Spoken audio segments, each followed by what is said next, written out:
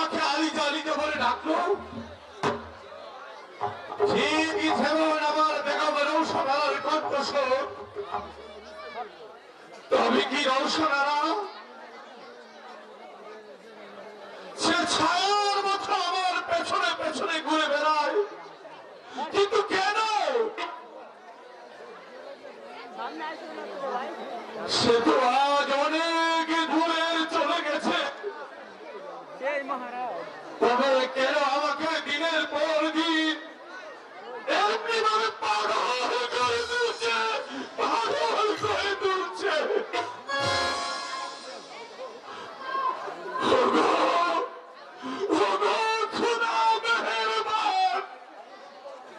কেন আমাকে এই নিঃস্ব পৃথিবীতে বাঁচিয়ে রেখেছ?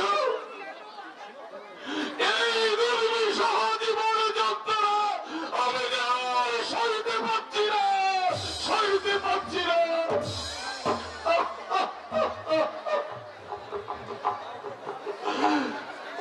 আমাকে মৃত্যু দাও খোদা, এবার আমাকে মৃত্যু দাও খোদা, মৃত্যু দাও। হচ্ছে আর বেশি বাকি নেই জবান, স্ত্রী গেল, সন্তান গেল, আর কি নিয়ে আমি বেঁচে থাকি বলে জবান?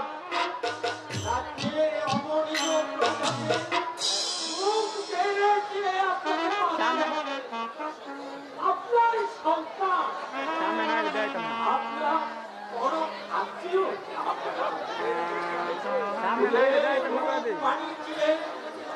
আপনাকে যে বাঁচতে হবে। জওহার আলী, আমি প্রায় ঘুমের ঘরে স্বপ্নে দেখি এক শিশুর করুণ আত্মনাদ, ছুটে যাও তাকে ধরতে, কিন্তু কিন্তু কোথাও তাকে খুঁজে পাই না। কেন এমন হয় তুই বলতে পারো জবান? এই যে আপনার মনের কল্পনা যাহপনা, আপনি সন্তান সুখে থাকবে কিনা তাই এমন না জওহার আলী, আমার মনে হয় কোথায় যেন একটা গরমিল হয়ে গেছে। আমি যেদিন শিকার থেকে ফিরে এসেছিলাম, তারপর থেকে আমার রাজমহলের প্রতিদিন আমাকে দীক্ষা দিয়ে বলছে, হুঁশিয়ার সেখানকার সব হুঁশিয়ার, তোমাদের বলধারায় বলবে না,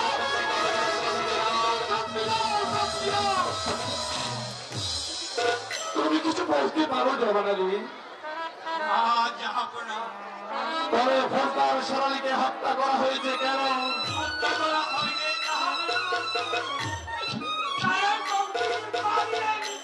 কিন্তু কেমন করে? আমি তাকে মুক্ত করে দিয়েছি। কেন?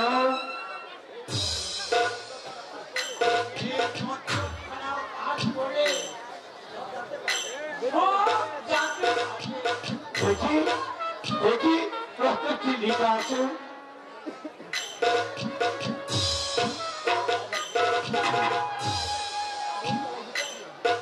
যাহা পড়া আপনার নিমখেও সেই নিমখের দাম দিতে পারিনি, তাই আমি অপরাধী।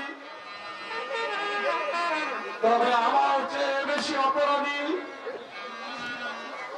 উজির বীর জুমলা শিব ও সনাতন রক্ষা। সন্তান প্রসবে বেগম সাহেবা মারা গেছে ঠিকই, আপনার রাজমহল আলোকিত করে বেগম সাহেবার গর্ভে জন্ম নিয়েছিল এক কন্যা সন্তান।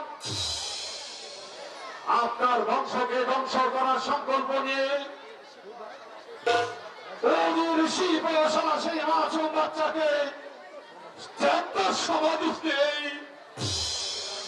আমি প্রতিবাদ করেছিলাম, তাই হলাম বন্দী। এই জওহার আলী মুক্তি না দিলে ওরা হয়তো আমাকে হত্যা করত, তাই বিস্তারিত লিখে আমি পালিয়ে গেলাম। ইতি ফৌজদার শেরালি ও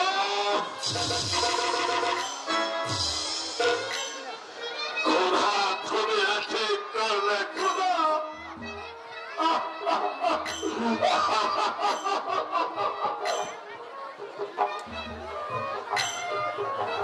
সেই পরিমাণের মাথায় তুমি বজ্রাঘাত করতে পারলে না যারা আমার কোন প্রদীপ নিভিয়ে দিয়েছে তাদের হাত দুটোকে তুমি পাথরের পরিণত করতে পারলে না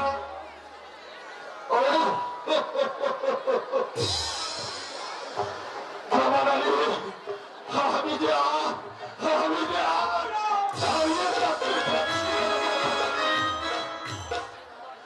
তামাম দুনিয়া থেকে আমার চোখের সামনে কিয়ামত হয়ে যাচ্ছে কিয়ামত হয়ে যাচ্ছে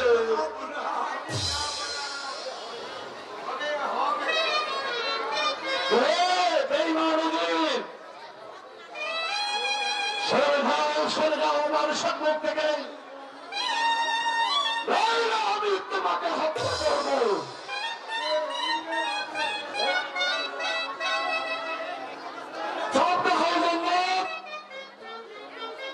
তোমরা যে অপরাধ করেছ তার শাস্তি হবে মৃত্যুদণ্ড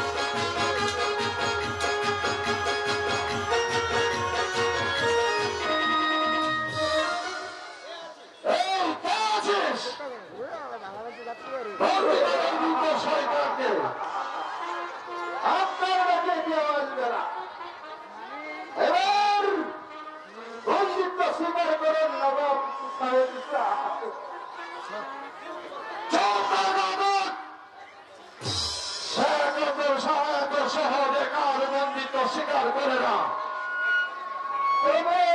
সত্যি পরীক্ষা হয়ে যায়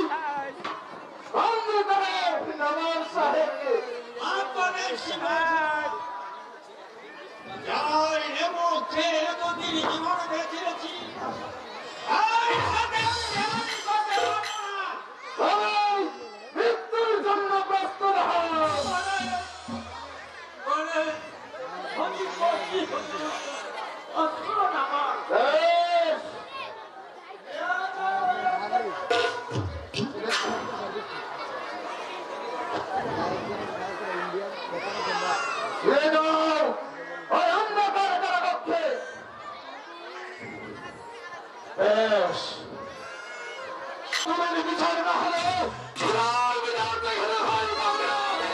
লাল বিচার থেকে রেহাই পাবে না।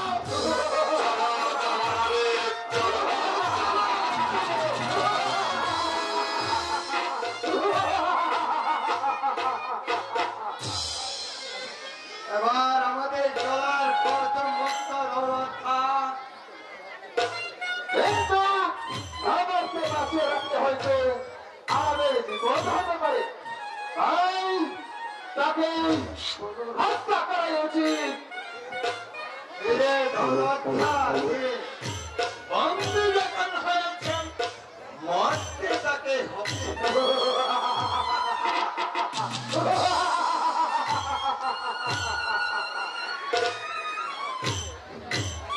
তার পূর্বে নবাবের কাছ থেকে একটা দলিল করে নিতে হবে। দলিল? কার কি প্রয়োজন বীর সাহেব? অনেক এই মর্মে করতে হবে না। নবাব স্ত্রী কন্যা হারিয়ে উম্মাদে পরিণত হন, রাজ্য পরিচালনার অক্ষমতা করেন। এই নভেম্বর এই নবাব এই রাজকুমারকে নবাব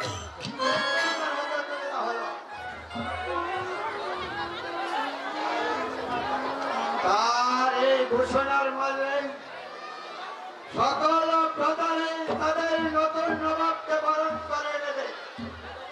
পুত্র দৌলতকে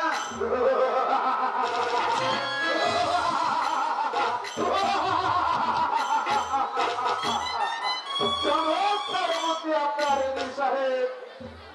বুদ্ধির বলে তো মস্তটা একেবারে হাতের মুখে চলে এসেছে। নইলে কি আর শিল্পাও ছাড়া থেকে এই উদির হতে পারতে।